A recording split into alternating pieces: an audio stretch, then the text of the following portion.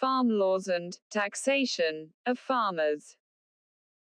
To show Indian agriculture as being net taxed to argue for the farm laws has poor conceptual validity. GS2. Effect of policies and politics of developed and developing countries on India's interests, Indian diaspora. GS3. Issues related to direct and indirect farm subsidies and minimum support prices. Public distribution system objectives, functioning, limitations, revamping. Context. For past 3 decades, a major steps taken to liberalizing Indian agriculture was that farmers were net taxed. Means, incomes of farmers were kept artificially lower than what they should have been. It was argued that this net taxation existed because protectionist policies deprived farmers from higher international prices, and administered price system deprived farmers of higher domestic market prices. If there were more liberal domestic markets policy and freer, fair global trade, prices received by farmers would rise. The net taxation of agriculture. The farm laws are necessary to end the net taxation of agriculture. For this purpose, data on Producer Support Estimate (PSE) are used. A recent study found that by Producer Support Estimate (PSE) in Indian agriculture was -6% negative, between 2014 -15 and 2016 -17. For the developed country PSE was plus 18.2% in the Organization for Economic Cooperation and Development (OECD) countries, plus 19.6% in the European Union countries and plus 9.5% in the US. The farm laws would weaken restrictive trade and marketing policies in India and get the markets right. This, in turn, would eliminate negative support and raise farmers' prices. Milk is best example of liberal domestic markets policy. There is no minimum support price (MSP) in milk, and a substantial share of milk sales takes place through the private sector, including multinationals like Nestlé and Hatsun. Yet, India's milk sector is growing faster than the food grain sector. If the milk sector can grow without MSP and with private corporate, why cannot other agricultural commodities? The Producer Support Estimate (PSE) and its estimation. The PSE is estimated using a methodology advocated by the OECD. The OECD defines the PSE as the annual monetary value of gross transfers from consumers and taxpayers to agricultural producers, measured at the farm gate level, arising from policies that support agriculture. In other words, PSE is an indicator of the annual gross transfers from consumers and taxpayers to agricultural producers, measured at the farm gate level, arising policy measures that support agriculture, regardless of their nature, objectives or impacts on farm production or income. The PSE has 2 components. The first is market price support (MPS). MPS is that part of the gross transfers to producers arising from a gap between domestic market prices and border prices of a specific agricultural commodity. The second is budgetary transfers (BOT). BOT includes all budgetary expenditures on policies that support agricultural production. PSE is the sum of MPS and BOT, expressed also as a percentage of the value of agricultural production. The PSE estimation means international prices were volatile. The PSE, the Producer Support Estimate for Indian agriculture in 2019 was -1,62,740 crore, or -5.5% of the value of production. Within the PSE, The PSE for Indian agriculture was plus 1.9% in 2000.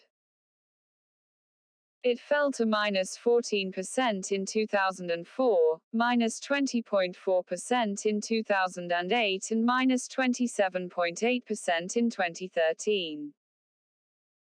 Afterwards, it rose to minus 3.8% in 2015 and minus 5.5% in 2019. These fluctuating PSEs mean nothing in terms of taxation or subsidization of producers. How MPS market price support calculated? The MPS was negative while BOT was positive. The MPS was minus 61,804 crore, or minus 15.5% of the value of production. The BOT was plus 99,064 crore, or plus 10.1% of the value of production. The MPS for a commodity is calculated as the product of its annual production and the difference between its international and domestic prices. The problem begins here. The international price is considered a benchmark with no reference to the actual possibilities of domestic producers obtaining that price. The case of milk trade. The OECD estimates of MPS and PSE to show the perils of restrictive markets. By the same logic then, if the increasing penetration of private companies and the absence of MSP in milk are positive features, we should expect positive and rising MPS and PSE for milk. The milk had the highest negative MPS among India's major agricultural commodities in 2019. The MPS for milk was minus 17,527 crore, which accounted for about 47% of the total MPS in agriculture. The MPS for milk was minus 37.5%. Thus, if we go by the OECD estimates, milk was one of the most heavily taxed agricultural commodities in India. The reason is that the OECD methodology, either for milk or for other commodities, does not offer any realistic assessment of the extent of taxation or subsidization. The question: the methodology. The OECD numbers suggesting negative support, farmers, policymakers, and other stakeholders need to understand the pitfalls and limitations in the underlying methodology. The unpredictability in the inherent data, the total support can move from huge negative to huge positive. For India, the negative support as a percentage of the total value of agriculture production has substantially reduced in recent years. It is possible that support to Indian farmers in the near future becomes one of the highest in the world due to pitfalls in the OECD methodology. This might set alarm bells ringing, particularly in the developed countries, which may aggressively question India's support measures. The lack of logic in debates. The use of OECD estimates to highlight the overall negative MPS for agriculture as a problem, but conveniently remain silent on the negative MPS for milk. And lastly, argue in the same breath that milk producers have benefited from the growth of private firms. The absence of logic in this line of argument is nothing but appalling. In fact, what is missed in these debates is the elephant in the room, the BOT. The West's PSEs in agriculture are positive and higher than India's because they have higher BOT than in India. Conclusion. The MPS is a wrong measure of taxation in agriculture because the international price is no true price to be accepted as a benchmark. Further, a negative MPS, by itself, implies neither a government that squeezes revenues out of farmers nor the absence of absolute profitability in agriculture. By removing the link between support and farm production decisions, and investing instead in needed public services, governments can build an enabling environment in which farmers have the freedom to make business decisions in response to evolving market opportunities at home and abroad.